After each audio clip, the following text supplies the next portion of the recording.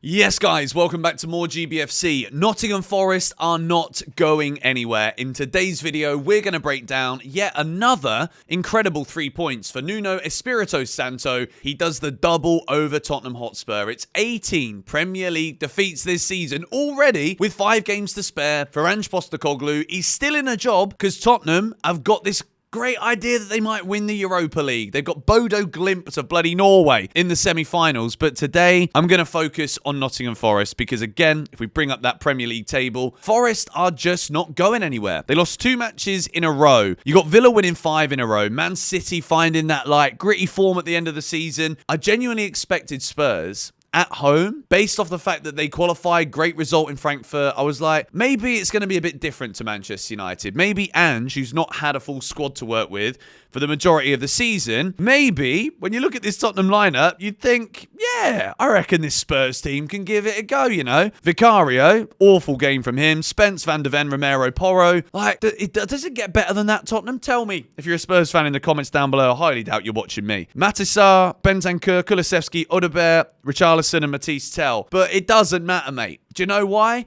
Because this Nottingham Forest team, whether it is a 3 at the back system, whether it is this absolute masterpiece, again, from Nuno, a 4-2-2-2. I mean, it looks hilarious, doesn't it? But what they managed to do so well, we're going to break this down later on in this video, positionally, everybody on it again, and it was individual moments of brilliance once more. We look at the momentum chart here. You guys know I love these. Nottingham Forest start very well. They're out the blocks, they get a corner.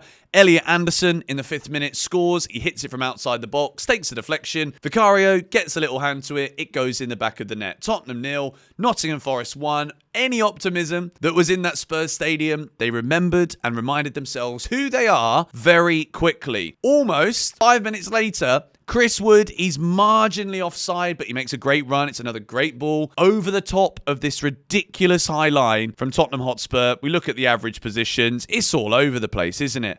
Like Van de Ven kind of staying back, making sure that he was trying to cover those runs from Elanga and Hudson-Odoi, the pacey players in the Forest team. It isn't a goal. Chris Wood is offside, but then a few minutes later, Anthony Elanga has put in a stunning cross, and Chris Wood gets up, leaps ahead of the defenders, and look, this man, there is only Alexander Isak, Erling Haaland, and Mo Salah that have more goals than Chris Wood in the Premier League this season. What an incredible striker. And if we take a look at his overall heat map of the game, he drops deep, he gets involved in the play, he's a full team player, defensive work as well from Chris Wood is absolutely fantastic. 21 touches of the ball. And I made a video on GBFC talking about Nicholas Jackson and how Nicholas Jackson in the last 5 games has only had a maximum of 21 touches of the ball. It's about the output. It's about the value of what he does. 2 out of 2 aerials won, and one of them is a stunning goal off his head to beat Vicario to make it 2-0 to Nottingham Forest. And if we focus on the momentum chart, first goal, second goal, you can see the chances really come out of almost nothing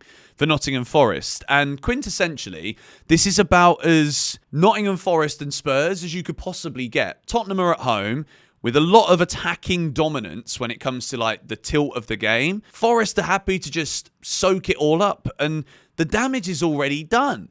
When Nottingham Forest go 2-0 up, Richarlison scores what was, credit to him, a really good header at the end of the game, but it's too little too late. For Tottenham Hotspur, 18 defeats this season in the league. Let's take a look at the league table because as of right now, Forest are 3rd on 60. They're 6 points behind Arsenal, but I'm not going to drag Arsenal into this race because I just think we're trying to force a narrative there. I think they'll get enough points. Newcastle 59, Man City 58, Chelsea 57, Aston Villa 57. Interestingly though, Aston Villa's form is better than anyone's with 5 in a row. This Champions League race, as much as I'm obviously nervous and I'm obviously not happy with the result last night because I'm a Chelsea fan, right?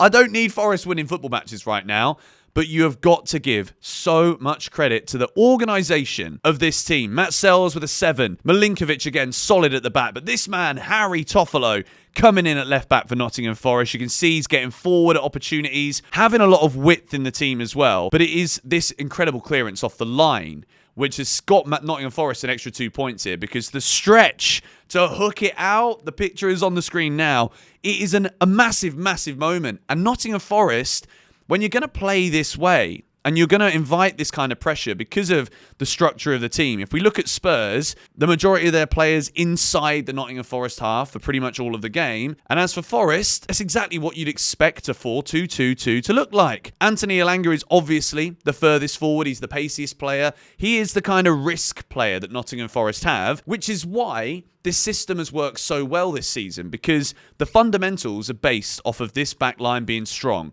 Murillo, again, absolutely brilliant. 5 out of 8 ground duels won, 2 out of 2 aerials, and he's 70% accurate passes. He's attempting long balls. They've got the balance between who's going to be the person to make that longer pass, to take the risk, to get rid of the ball at times, and then do you have the willingness of players to run? Do you have players that will put their bodies on the line? Absolutely they do. Every single one of these defenders is able to dig deep and structurally remain when there is that license or potential against the Spurs team to actually go forward and hurt them, because they do commit so many men forward. Forest just stuck to the game plan. And that's all they need to do, because it's proven now. All season long, soak it up. You don't need the ball and take your chances when you get them, because you got a clinical striker. If we look at the stats of the match, 70% possession for Tottenham. Forest again. Like, this has become synonymous with them this season. They don't need the ball. 0.64 XG. Tottenham with 2.14. 4 big chances, but Spurs can't convert. 22 shots to 4. Sells making 4 saves. Like, less than half of the passes of this Tottenham team. Nottingham Forest deserve so much credit. And the later it goes in the season, the more likely it is that Chelsea fans, Newcastle fans, Villa fans, City fans will be like, oh, this isn't football. This is football. Nottingham Forest being back in the Champions League is football in heritage, mate. They got more stars than almost everybody. Do you know what I mean? They deserve this, because the organisation of this team and making the most of what you've got. There's a lot of examples in the Premier League. Even Spurs. When you look at that Spurs team, right? They should be doing so much better than this. But because Ange has ran so many of them into the ground, ravaged by injuries all season long, Matisse Tell's come in, 7.4 rating. Richarlison gets a 6.1. Like, how is he not able to get the best out? No ground duels won from Richarlison. He doesn't get the best out of his players, which is the polar opposite of the brilliance of Nuno Espirito Santo. The fact that Forest have done the double over Spurs is a damning indictment on the situation at Tottenham, but also huge credit, because Elliott Anderson scores a great goal. He was everywhere in the midfield again for Nottingham Forest. 7 out of 11 ground duels, 5 out of 6 aerials won. It's a brilliant performance. The cross from Elanga is absolutely perfect. He knows what Chris Wood's going to do. Chris Wood in the air, it's a no-brainer at this point, even against Romero and Van der Ven, who I don't think are bad centre-backs. But this Nottingham Forest team are serious. The grit, the determination, the intangibles are fantastic. They're all there to see. It is a stunning win. It's a perfect result off the back of 2 defeats in a row. The question is, right, are they going to continue this? Is Forest, they could be on the verge of an FA Cup final. They got Man City this weekend, which I don't know if it's like, does it distract you that you've got an FA Cup final coming, or is it about just winning football matches and momentum? It's a question that we don't know the answer to, but we will see the results, which is why we love flipping football. Nottingham Forest then at home to Brentford the following Thursday night, then away at Crystal Palace, who Palace have conceded 5 in their last 2 matches, so 10 goals conceded. They've capitulated in the last 2 weeks. Then Leicester, who are relegated at home. West Ham, who are winless in 6 right now under Graham Potter. And then that Forest-Chelsea game on the final day of the season, I'm going to say it again now. I've said it for a while. That is going to be a direct shootout. If it's a draw, I think Forest are going to be enough points ahead of Chelsea based on these fixtures that we're looking at here. Brentford, Palace, Leicester, West Ham.